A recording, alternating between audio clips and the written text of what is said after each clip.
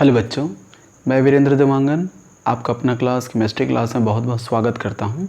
आज हम बात करने वाले हैं मॉलिक्यूलर ऑर्बिटल थ्योरी के बारे में, जो कि बहुत ही इम्पॉर्टेंट थ्योरी है, बहुत ही महत्वपूर्ण थ्योरी है, जिसको हम हुंड-मोलिकन थ्योरी भी कहते हैं। ठीक है, ये जो थ्योरी है मॉलिक्यूलर ऑर्बिटल थ्योरी या फिर आणविक कक्षक सिद्धांत जिसको हम कहते हैं, ये मूल रूप से linear combination of atomic orbital जो होता है LCO उसी पे आधारित है, या फिर हम बोल सकते हैं मॉलिक्यूलर ऑर्बिटल जो थ्योरी है वो linear combination of atomic orbital ही है, क्योंकि जिस तरह से एटॉमिक ऑर्बिटल मिलेंगे उसी तरह से मॉलिक्यूलर ऑर्बिटल बनते हैं। यानी कि परमाणुविक कक्षक जब मिलेंगे तो उस तरह से क्या बनेगा, आणविक कक्षक बनेगा। जैसे मिलेंगे वैसे ही आणविक कक्षक का निर्माण होता है। तो उसी के बारे में इस टॉपिक पे हम चर्चा करेंगे। बहुत इजी तरीके से मैंने लिखा हुआ है, आप लोग इसको नोट्स बना लीजिए, आसानी से नोट कर सकते हैं। आगे हम बात कर रहे हैं MOT के बारे में, मॉलिक्यूलर ऑर्बिटल थ्योरी। तो यहाँ पे मॉलिक्यूलर ऑर्बिटल का मतलब क्या होगा, आणविक कक्षक सिद्धांत से है। इसको हम modern theory of covalent bond भी कहते हैं, यानी कि सहसंयोजी बंध का आधुनिक सिद्धांत भी बोल सकते हैं। ठीक है, कोवेलेंट बॉन्ड के बारे में मेरा वीडियो है, आप लोग देखिएगा, बहुत ही इजी तरीके से मैंने बनाए हुए हैं, आप लोग ज़रूर उसको वॉच कीजिएगा। यहाँ पे जो मॉलिक्यूलर ऑर्बिटल थ्योरीज को, जैसे मैंने अभी कहा कि हुंड-मोलिकन थ्योरी भी कहते हैं, जिसको कि 1932 में हुंड और मोलिकन ने दिया था। ये जो मॉलिक्यूलर ऑर्बिटल थ्योरी है ये LCO पर आधारित है, linear combination of atomic orbital. ठीक, linear combination of atomic orbital कहने का मतलब ये हुआ कि जैसे मैंने यहाँ बनाए हुए हैं, दो एटॉमिक ऑर्बिटल आपस में मिलेंगे और मिल करके एक आणविक ऑर्बिटल का निर्माण करेंगे। ठीक है, इसी को हम कहते हैं LCO, linear combination of atomic orbital कहते हैं। यहाँ पे जैसे मैंने कहा कि linear combination of atomic orbital, तो linear combination of atomic orbital है क्या? तो ये जो रूल है, ये जो थ्योरी है LCO, इसके लिए इस थ्योरी के थ्रू क्या बनेगा, मॉलिक्यूलर ऑर्बिटल बनता है। जैसे मैंने यहाँ पे बनाए हुए हैं मॉलिक्यूलर ऑर्बिटल, AO से क्या बना हुआ है, मॉलिक्यूलर ऑर्बिटल बने हुए हैं। तो यहाँ पे LCO में बोला गया कि जब भी कोई MO बनेगा, मॉलिक्यूलर ऑर्बिटल बनेगा, तो वहाँ पे एटॉमिक ऑर्बिटल की जो एनर्जी है वो क्या होनी चाहिए, इक्वल होनी चाहिए। जैसे इन दोनों की एनर्जी इक्वल होनी चाहिए। यदि 1s है तो 1s से ही वो MO का फॉर्मेशन करेगा, यदि 2s है तो 2s से मिलेगा, 2px है तो 2px से मिलेगा, और 2pz अगर है तो 2pz से मिलेगा। तो यहाँ पे एनर्जी क्या होनी चाहिए, एटॉमिक ऑर्बिटल्स की इक्वल होनी चाहिए, ऐसे एटॉमिक ऑर्बिटल जिससे कि मॉलिक्यूलर ऑर्बिटल बनना है। अब यहाँ पे सेकंड मैंने लिखा हुआ है कि हाई ओवरलैपिंग ज़्यादा से ज़्यादा होनी चाहिए, एटॉमिक ऑर्बिटल्स के बीच में ओवरलैपिंग ज़्यादा से ज़्यादा होनी चाहिए, तब वहाँ पे क्या बनेगा, मॉलिक्यूलर ऑर्बिटल बनेगा। लास्ट मैंने ये लिखा हुआ है सिमेट्रिकल एटॉमिक ऑर्बिटल। सिमेट्रिकल का मतलब ये हुआ कि जैसे px वाला px से ओवरलैप करेगा, py वाला py से ओवरलैप करेगा, और यदि pz ऑर्बिटल है तो वो pz ऑर्बिटल से क्या करेगा, ओवरलैप करेगा। तो सिमेट्रिकली क्या होना चाहिए, एटॉमिक ऑर्बिटल एक दूसरे के इक्वल होना चाहिए सिमेट्रिकली। तो इस तरह से तीन बातें LCO का, जिस पर कि LCO आधारित है, और उसी नियम के अनुसार क्या बनते हैं, यहाँ पे मॉलिक्यूलर ऑर्बिटल बनता है। अब बात करते हैं हम लोग कि मॉलिक्यूलर ऑर्बिटल जिसको कि 1932 में हुंड-मोलिकन ने दिया था, इसमें क्या क्या बातें बताई गई हैं मॉलिक्यूलर ऑर्बिटल थ्योरी में।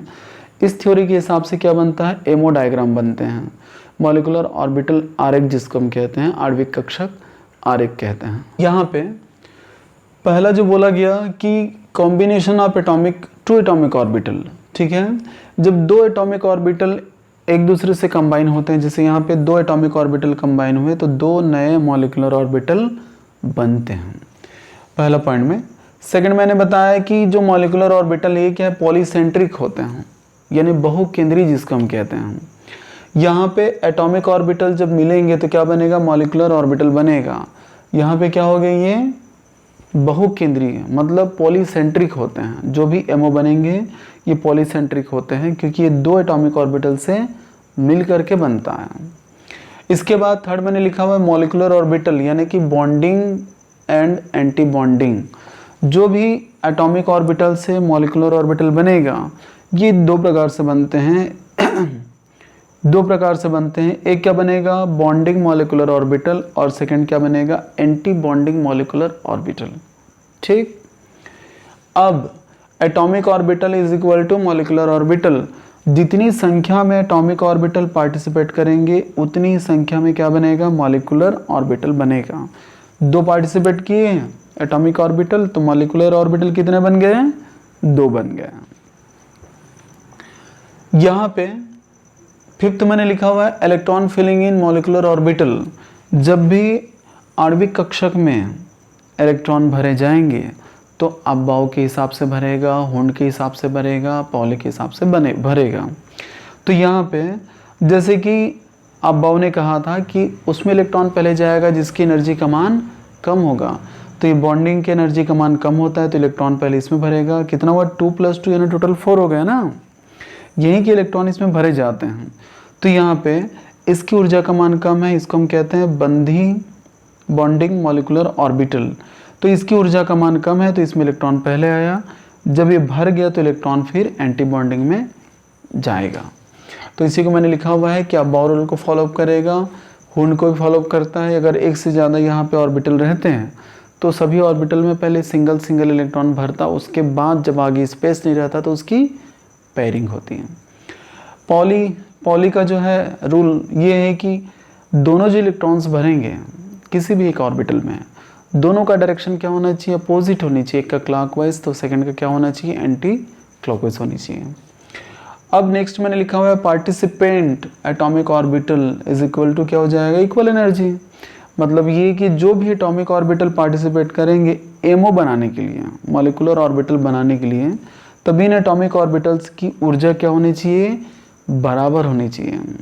बराबर कब होगा, ये अगर 1s है तो इसको भी 1s होना चाहिए, 2s है तो इसको भी 2s होना चाहिए, अगर 2px है तो इसको भी 2px होना चाहिए। अब यहाँ पे नेक्स्ट मैंने लिखा हुआ है पार्टिसिपेंट एटॉमिक ऑर्बिटल। जब एटॉमिक ऑर्बिटल मिलेंगे तो जैसे मैंने पहले भी बताया कि दो तरह के मॉलिक्यूलर ऑर्बिटल बनते हैं, एक को हम कहते हैं बॉन्डिंग, दूसरे को हम क्या कहते हैं, एंटी बॉन्डिंग। बॉन्डिंग की एनर्जी कम है इसलिए हमने नीचे में लिखा हुआ है, उसके बाद एंटी बॉन्डिंग की एनर्जी अधिक होती है इसलिए हम इसके ऊपर में एंटी बॉन्डिंग ऑर्बिटल्स को लिखते हैं। ठीक। तो यहाँ पे जो एंटी बॉन्डिंग ऑर्बिटल बनेंगे, एंटी बॉन्डिंग मॉलिक्यूलर ऑर्बिटल जो बनेगा उसकी एनर्जी हाई होती है, हाई एनर्जी मैंने लिखा हुआ है। ये अनस्टेबल फॉर्म में होते हैं, ये एटॉमिक ऑर्बिटल्स के सब्सट्रैक्शन से बनते हैं। जब एटॉमिक ऑर्बिटल एक दूसरे पे घट जाते हैं तब यहाँ पे एंटी बॉन्डिंग मॉलिक्यूलर ऑर्बिटल का फॉर्मेशन होता है। ठीक है। यहाँ पे इलेक्ट्रॉन्स जो होते हैं मिडिल पॉइंट पे नहीं होते बल्कि कॉर्नर पे होते हैं, जिसके कारण से यहाँ पे ये इसकी एनर्जी अधिक होगी और ये अनस्टेबल फॉर्म में पाया जाता है। क्लियर है। जबकि बॉन्डिंग जो मॉलिक्यूलर ऑर्बिटल बनेगा इसकी एनर्जी लो होती है, लो एनर्जी, और स्टेबल फॉर्म में होगा, इसलिए क्योंकि जो भी एटॉमिक ऑर्बिटल्स मिलेंगे एक दूसरे से तो उनके बीच में क्या होगा, तो उनके बीच में एडिशन होता है। ठीक है। जैसे यहाँ पे सब्सट्रैक्शन हुआ था तो यहाँ पे क्या होगा, एडिशन होगा, और जब एडिशन से मॉलिक्यूलर ऑर्बिटल बनेंगे तो यहाँ पे इलेक्ट्रॉन जो डेंसिटी होगी वो उस स्ट्रक्चर के बीच में होगा। लिखा हुआ है मैंने electron density in centre point area. ठीक है। तो बीच वाले पोर्शन पे इलेक्ट्रॉन डेंसिटी ज़्यादा होती है इसलिए इसकी एनर्जी का मान कम होगा और ये ज़्यादा स्टेबल फॉर्म में पाया जाता है।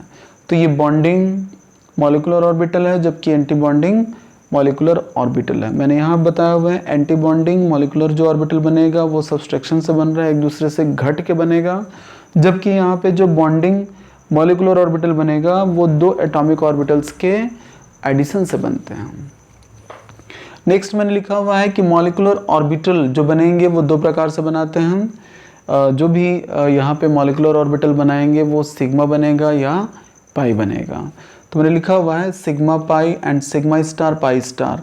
यदि नॉर्मली हम सिग्मा पाई लिखते हैं तब वो बॉन्डिंग ऑर्बिटल्स को रिप्रेजेंट करता है, लेकिन यदि हम स्टार लगा दिए तो वो एंटी बॉन्डिंग मॉलिक्यूलर ऑर्बिटल को रिप्रेजेंट करेगा। मतलब एंटी बॉन्डिंग की ऊर्जा का मान क्या हो जाएगा, अधिक हो जाएगा। तो एनर्जी की अधिकता को बताने के लिए हम स्टार का यूज़ करते हैं, इस्तेमाल करते हैं। इसके बाद नेक्स्ट मैंने लिखा हुआ है shape of MO dependent of atomic orbital. तो यहाँ पे शेप ऑफ मॉलिक्यूलर ऑर्बिटल मतलब ये है कि जो भी मॉलिक्यूलर ऑर्बिटल बनेगा इसका शेप किस पे डिपेंड करेगा, जो एटॉमिक ऑर्बिटल पार्टिसिपेट कर रहे हैं उस पर डिपेंड करेगा। अगर 1s पार्टिसिपेट किए हैं मतलब एस पार्टिसिपेट किए हैं तो एस के हिसाब से क्या बनेगा, मॉलिक्यूलर ऑर्बिटल बनेगा। लेकिन यदि पीएक्स पार्टिसिपेट कर रहे हैं तो जो भी इनका शेप बनेगा वो पीएक्स के हिसाब से बनेगा। यदि पी वाई पार्टिसिपेट किया तो जो भी एमओ का शेप बनेगा वो पी वाई के हिसाब से बनेगा। तो जो एटॉमिक ऑर्बिटल्स पार्टिसिपेट करेंगे उसी हिसाब से एमओ का शेप बनता है। जहाँ पे लास्ट में लिखा हुआ है bonding orbital and anti bonding orbital, तो बॉन्डिंग ऑर्बिटल क्या हो जाएगा, एडिशन ऑफ एटॉमिक ऑर्बिटल। तो यहाँ पे जो भी बॉन्डिंग मॉलिक्यूलर ऑर्बिटल बनेंगे वो एटॉमिक ऑर्बिटल्स के एडिशन से बनते हैं, जबकि जो एंटी बॉन्डिंग मॉलिक्यूलर ऑर्बिटल बनेगा वो एटॉमिक ऑर्बिटल्स के सब्सट्रैक्शन से बनता है। तो उम्मीद करता हूँ कि ये MOT मॉलिक्यूलर ऑर्बिटल थ्योरी जिसको कि हुंड मुलिकन ने 1932 में दिया था और ये मेन LCO वो ही है, LCO पर पूरा आधारित है, linear combination of atomic orbitals पे। तो ये पूरा चीज़ मैंने पहले लिखा हुआ है ताकि आप लोग को आसानी से नोट करते बन जाए, आसानी से आप लोग लिख सकें। उम्मीद करता हूँ कि ये बहुत अच्छे समझ में आया होगा। फिर भी कहीं पे क्वेश्चंस अगर हैं दिमाग में तो आप लोग नीचे कमेंट बॉक्स में कमेंट कीजिएगा ताकि मुझे पता चल सके आप लोग की कन्फ्यूज़न कहाँ पे है, रिक्वायरमेंट कहाँ पे है। उम्मीद करता हूँ कि बहुत अच्छे समझ में आया होगा। और यदि इस वीडियो को आप लोग देखते हैं तो लाइक और शेयर ज़रूर कीजिएगा। आपने अगर सब्सक्राइब नहीं किया है तो सब्सक्राइब ज़रूर कीजिए ताकि सारे अपडेट्स आपको टाइम पे मिलती रहे। तो ठीक है बच्चों, इसी के साथ आप सभी को good luck, take care, thank you.